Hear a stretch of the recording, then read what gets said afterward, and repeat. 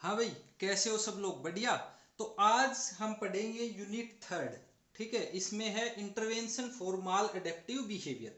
तो देखिए, इसके कुछ टॉपिक्स हैं जो बिहेवियर मॉडिफिकेशन है, और identification of mall adaptive behaviour है, फंक्शनल एनालिसिस ऑफ बिहेवियर है, मॉडिफिकेशन टेक्निक्स हैं। ये हम एबीए वाले पेपर में कवर कर चुके हैं, वहाँ आप देख सकते हैं। सारी चीज़ें हम वहीं कवर कर चुके हैं। अब इसमें शुरू करते हैं सीबीटी, कोग्निटिव बिहेवियर टेक्निक्स, जिसको शॉर्ट में बोलते हैं सीबीटी। यूनिट थर्ड है ये। इस वीडियो में कवर करने की कोशिश करेंगे। हम पढ़ेंगे सीबीटी, कोग्निटिव बिहेवियर टेक्निक्स। ठीक है, तो बेसिकली ये जैसा कि आपको नाम से ही पता चल रहा है, ये जो अप्रोच है कोग्निटिव, कोग्निशन मतलब मेंटल प्रोसेस है। ठीक है, जैसा कि इसका नाम से ही प्रतीत होता है, प्रॉब्लम सॉल्विंग हो गया, मेंटली वो है, मतलब ये मेंटल प्रोसेस है, बात यही है। ठीक है, तो इसमें क्या किया जाता है, इसका किसने दिया, ये सारी चीजें आप पीडीएफ में पढ़ेंगे। बट मेन जो चीज है, इसका जो प्रयोग है, सीबीटी जो टेक्निक है, इसका प्रयोग अनप्लीजेंट इमोशंस जैसे कि डिप्रेशन है, एंजाइटी है, फ्रस्ट्रेशन है, इनको relaxation method, problem solving method, इन सब टेक्निक्स का, सेल्फ करेक्शन टेक्निक भी होती है, इनका प्रयोग करते हुए चेंज करने में हेल्प मिलती है। ठीक है, फिर ये जो टेक्निक है, फोकस्ड अटेंशन को प्रमोट करने के साथ साथ स्ट्रेसफुल जो इवेंट्स होते हैं, उनको उनके साथ इफेक्टिवली कोप अप करने के लिए बहुत ज्यादा प्रभावशाली है। ठीक है, तो हम बात करते हैं कि ये जो सीबीटी है, कोग्निटिव बिहेवियर टेक्निक है, ये कौन कौन सी जो प्रॉब्लम्स हैं उनको सोल्व करने में यूज की जा सकती है। तो ये है पहली, सोशल जो एंजाइटी होती है, सोशल एंजाइटी, जर्नल एंजाइटी भी होती है। जर्नल एंजाइटी को भी कोप कर, वो करने में, ठीक करने में, या मतलब उसको, उससे निजात पाने में इसकी हेल्प ले सकते हैं। इसके अलावा डिप्रेशन हो गया, कोई चिंता है, उससे भी हम, डिप्रेशन हो, कोई चिंता हो, उससे भी मदद मिल सकती है। ठीक है, फोबिया हो, ओसीडी हो, कोई फोबिया, इन सब चीजों से भी मदद मिल सकती है। एंगर हो गया, गिल्ट हो गया, गिल्ट हो गया, उसके अलावा सेम हो गया, या फिर चाइल्डहुड की बिहेवियर की जो प्रॉब्लम्स हैं, उनसे भी निजात मिलता है।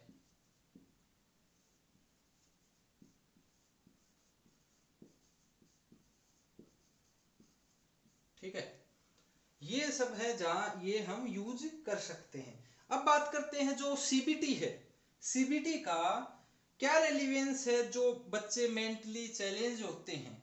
तो आप पढ़ेंगे relevance of CBT for CWMR, children with mental retardation. इनके साथ इसका क्या रिलेवेंस है, किस प्रकार से इसको उपयोग में ला सकते हैं। पहला तो है, जो बच्चे होते हैं उनमें सेल्फ मैनेजमेंट टेक्निक सिखाई जाती हैं, सेल्फ मैनेजमेंट टेक्निक्स। ठीक है, जो मेंटली रिटार्डेड बच्चे होते हैं उनको कैटेगरी के अकॉर्डिंग, ये नहीं है कि सबको सिखाई जाती हैं, एमआर विद माइल्ड जो कैटेगरी के बच्चे होते हैं, जिनका IQ 70 के आसपास होता है, उनको, ठीक है, उनको ये जो टेक्निक है ये सिखाई जा सकती है। किसके लिए? अपने जो प्रॉब्लम बिहेवियर्स हैं उनको मैनेज करने के लिए, और खुद को रिस्पॉन्सिबल बनाने के लिए। वो जो भी प्रॉब्लम बिहेवियर होता है उनके लिए खुद को रिस्पॉन्सिबल बनाने के लिए जो टेक्निक है ये काम में ली जाती है। ठीक है, फिर आता है self observation. Self observation, self observation क्या है? इसमें बच्चा एक पर्टिकुलर सिचुएशन में अपने आप खुद को, बिहेवियर को ऑब्जर्व करना सीख जाता है, जिससे जो प्रॉब्लम बिहेवियर घटित होता है उसको मतलब ये ऑब्जर्व करना सीख जाता है बच्चा। इस जो टेक्निक है इसके अंतर्गत बच्चे की खुद की जो रिकॉर्डिंग है वो करने के लिए कहा जाता है, जिसके लिए वह खुद की स्किल व प्रॉब्लम बिहेवियर को रिकॉर्ड करते हैं, ठीक है, और जो अपनी डेली डायरी होती है उसके अंदर लिखते हैं। इस तकनीक के अंतर्गत बच्चे जो है वो खुद की रिकॉर्डिंग करते हैं, ये तो एक बात हो गई। अपने आप के जो कॉन्स हैं, कॉन्स और पोज जो हैं वो भी पता चल जाता है और खुद को हिंट देना सिखाया जाता है इसमें, जब भी जरूरत हो तो खुद की बच्चे मदद कर पाए इसमें, ठीक है।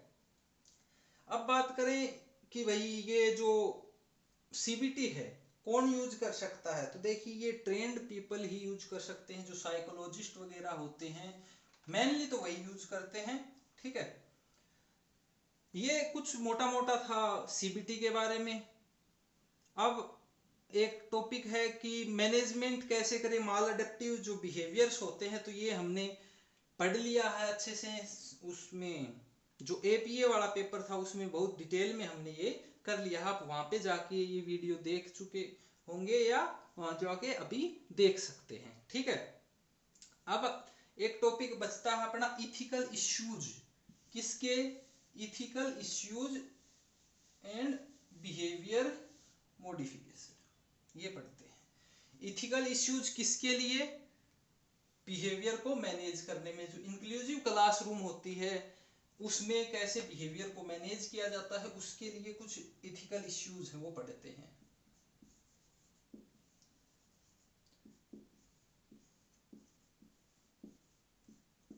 Ethical issues and behaviour management में क्या क्या जो इंटरवेंशन मेथड चलता है इंक्लूसिव क्लासरूम में, जो भी प्रोसेस चलती है उसमें क्या क्या प्रॉब्लम्स आती हैं। देखिए प्रॉब्लम्स या जो भी चीजें हैं वो हम देखिए पढ़ते हैं। पहला तो है एक्सेप्टेंस।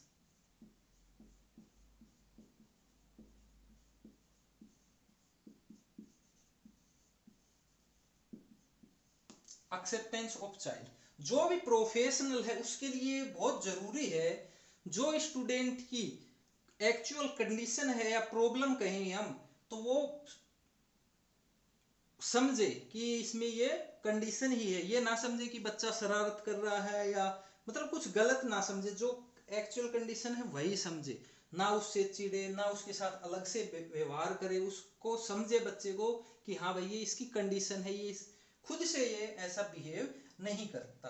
फिर आता है कॉन्फिडेंशियलिटी, कॉन्फिडेंशियलिटी, कॉन्फिडेंशियलिटी का क्या मतलब है, जो भी बच्चे की कुछ मतलब चीजें होती हैं कि बच्चे का ये कंडीशन है इस वजह से हुआ है, इन मतलब बच्चे से रिलेटेड कुछ भी जो जानकारी होती है वो कॉन्फिडेंशियल रखनी चाहिए, गोपनीय रखनी चाहिए, ठीक है, एज ए प्रोफेशनल। फिर है एक सिस्टमेटिक प्लानिंग होनी चाहिए, ऐसे नहीं कि कुछ भी कर रहे हैं, सिस्टमेटिक प्लानिंग होनी चाहिए, सिस्टमेटिक प्लानिंग होनी चाहिए जिससे बिहेवियर जो मॉडिफिकेशन है वो इफेक्टिवली काम करे।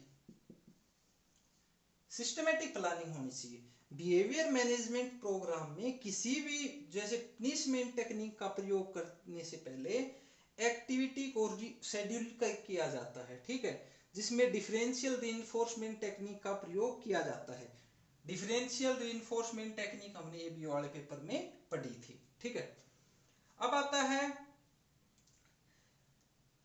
नो डिप्रीवेशन ऑफ प्राइमरी रेनफोर्सर, मतलब बात ये है प्राइमरी जो रेनफोर्सर होते हैं जैसे खाना पीना, मतलब जो बेसिक नीड्स होती हैं उनसे बच्चे को कभी भी वंचित नहीं करना चाहिए पनिशमेंट के नाम पे, ठीक है, ये चीज भी ध्यान में रखनी चाहिए। एक आता है एडिक्वेट ट्रेनिंग,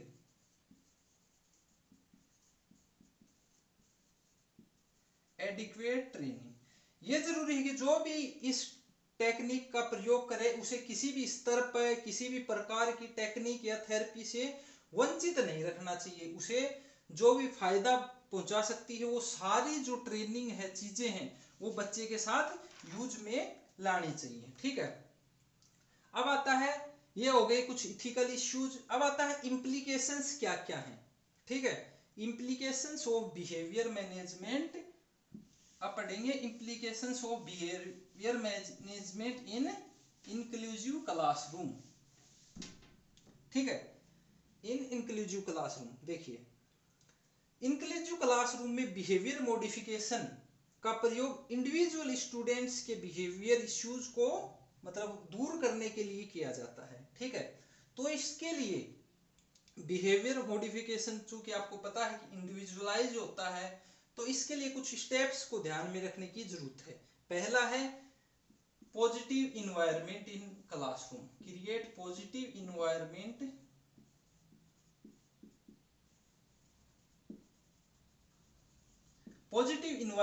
इन क्लासरूम। देखिए, किसी भी इंक्लूसिव क्लासरूम में बिहेवियर इश्यूज को संबोधित करने का सबसे पहला जो स्टेप है वो यही है कि पॉजिटिव इन्वायरमेंट क्रिएट होना चाहिए। प्रत्येक जो स्पेशल नीड वाला बच्चा होता है उसकी जो अलग अलग आवश्यकताएं होती हैं, जिसके लिए क्लियर एक्सपेक्टेशंस, गोल या प्रोसीजर ऑफ बिहेवियर मॉडिफिकेशन जो भी है क्लासरूम में चलाने की आवश्यकता होती है टीचर के द्वारा, ठीक है। जो भी प्रॉब्लम्स आती हैं बच्चों के सामने, जो स्पेशल बच्चे होते हैं उनके सामने, उनको ध्यान में रखते हुए प्लान बनाना चाहिए, ठीक है। माहौल जो हो, टीचर खुद को भी और जो बच्चे बाकी बच्चे होते हैं उनका भी पॉजिटिव एटीट्यूड होना चाहिए। अब है मेकिंग इन्वायरमेंटल चेंजेज,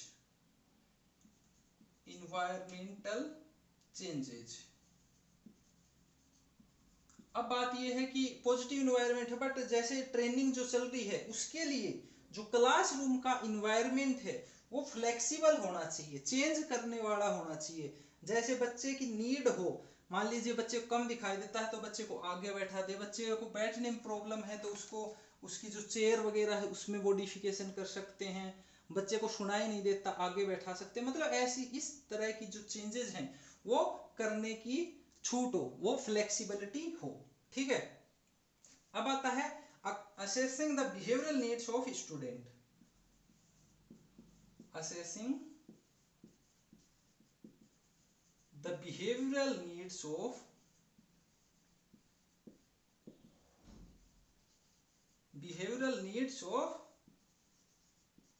स्टूडेंट्स।